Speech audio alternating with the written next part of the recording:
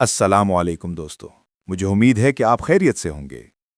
آج کی کہانی ایک سانپ کی ہے جس نے اللہ پاک کے حکم کے آگے کسی کی کوئی بات کو ترجیح نہیں دی۔ ایک دن حضرت عیسیٰ علیہ السلام اپنے حواریوں کے ساتھ سفر کر رہے تھے۔ راستے میں آپ ایک گاؤں سے گزرے۔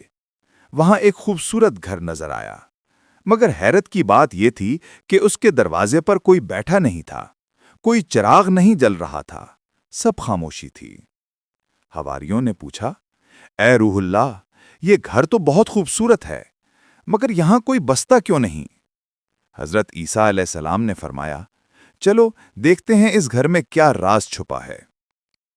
جب حضرت عیسیٰ علیہ السلام گھر میں داخل ہوئے تو وہاں سب کچھ سجا ہوا تھا، کپڑے، برتن اور قیمتی چیزیں، مگر کوئی انسان نظر نہیں آیا۔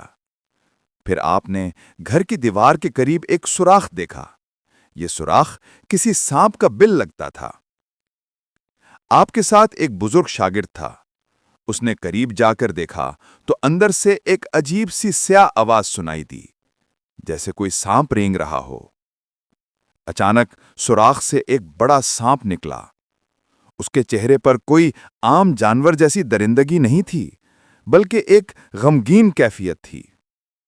سانپ حضرت عیسیٰ علیہ السلام کے سامنے رکا اور بولا، اے اللہ کے نبی، اس گھر کے لوگ بہت ظالم تھے۔ یہ مال و دولت میں ڈوب گئے تھے، مگر اللہ کو بھول گئے تھے۔ انہوں نے یتیموں کا مال کھایا، ناپ تول میں دھوکہ دیا اور غریبوں کو اپنے در سے دھتکار دیا۔ حضرت عیسیٰ علیہ السلام نے پوچھا، پھر تم نے کیا کیا؟ سانپ نے جواب دیا، اللہ نے مجھے حکم دیا کہ میں ان کے گھر کے نیچے رہوں، اور جب ان کا ظلم اپنی حد کو پہنچ جائے تو میں انہیں عبرت بنا دوں۔ ایک دن یہ سب لوگ کھانے پینے میں مصروف تھے۔ میں نے ان کے برتنوں میں زہر پھونک دیا، سب کے سب مر گئے۔ یہ گھر آباد سے ویران ہو گیا۔ سانپ نے روتے ہوئے کہا، اے روح اللہ، میں نے اللہ کے حکم سے عمل کیا، مگر ہر بار جب میں انسانوں کو دیکھتا ہوں تو افسوس ہوتا ہے کہ وہ اپنی موت سے پہلے نہیں سمجھتے۔ حضرت عیسیٰ علیہ السلام نے آسمان کی طرف نظر اٹھا کر فرمایا، سبحان اللہ، یہ دنیا کتنی دھوکہ دینے والی ہے۔ کبھی یہ گھر ہنسی سے گونجتا تھا، آج قبرستان کی طرح خاموش ہے، اور وہ دولت جس پر یہ ناز کرتے تھے وہی ان کی ہلاکت کا سبب بنی۔ پھر آپ نے اپنے حواریوں سے فرمایا، اے میرے ساتھیو، دنیا کو ہمیشہ حقیقت کی نظر سے دیکھو، کیونکہ کبھی کبھی وہ سانپ جو دیوار کے سوراخ میں چھپا ہوتا ہے وہی انسان کے غرور کو ختم کر دیتا ہے۔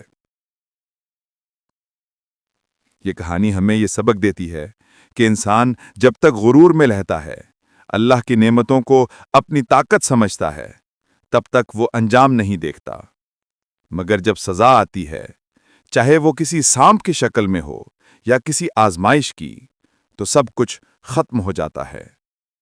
آپ اپنی رائے ضرور دیا کریں اور ویڈیو کو زیادہ سے زیادہ شیئر کیا کریں۔